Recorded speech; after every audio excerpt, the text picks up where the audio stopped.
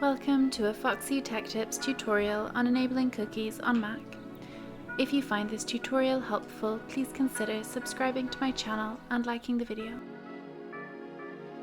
Open Safari from the dock. Click Safari from the top left menu.